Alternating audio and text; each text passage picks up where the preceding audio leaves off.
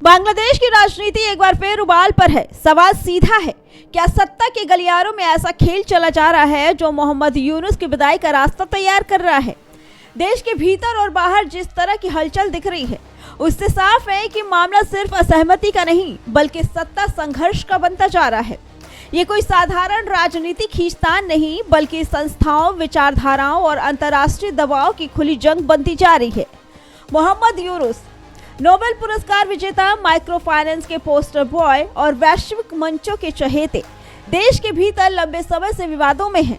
उनके समर्थक उन्हें सुधारक बताते हैं तो आलोचक उन्हें विदेशी एजेंडे का चेहरा बताते हैं। सवाल उठता है कि क्या यूनुस सचमुच व्यवस्था बदलना चाहते हैं या व्यवस्था को अपने हिसाब से मोड़ना?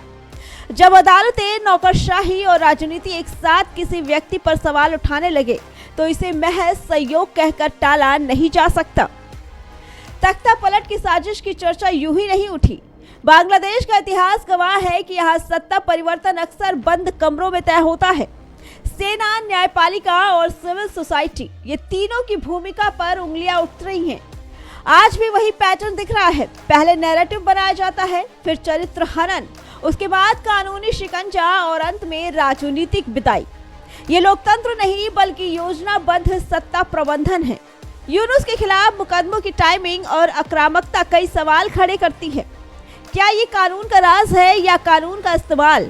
क्या सरकार असहमति से डर गई है या असहमति को कुचलना चाहती है? और अगर कोई वाकई तख्ता पलट की साजिश है तो इसके सूत्रधार कौन है? देश के भीतर के सत्ता भूखे खिलाड़ी या सीमा पार के हित? अंतर्राष्ट्रीय प्रक्रियाएं भी कहानी का हिस्सा हैं। पश्चिमी मीडिया का शोर, मानवाधिकारों की दुहाई और आर्थिक दबाव, सब कुछ एक स्क्रिप्ट जैसा लगता है। क्या बांग्लादेश को फिर से प्रयोगशाला बनाया जा रहा है? क्या लोकतंत्र के नाम पर सत्ता के समीकरण बदले जाते हैं? ये सवाल इसलिए जरूरी है क्योंकि कीमत देश की संप्रभुता चुकाती है। लेकिन सरकार के लिए भी आईना देखने का वक्त है। आलोचना को साजिश बताकर खारिज करना आसान है, पर पारदर्शिता से जवाब देना कठिन।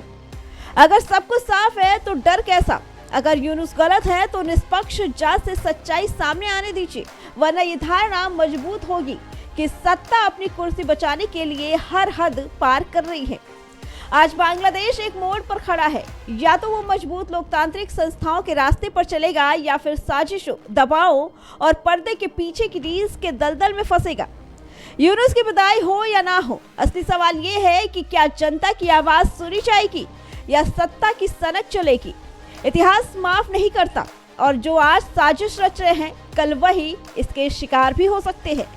Bureau report, prime TV.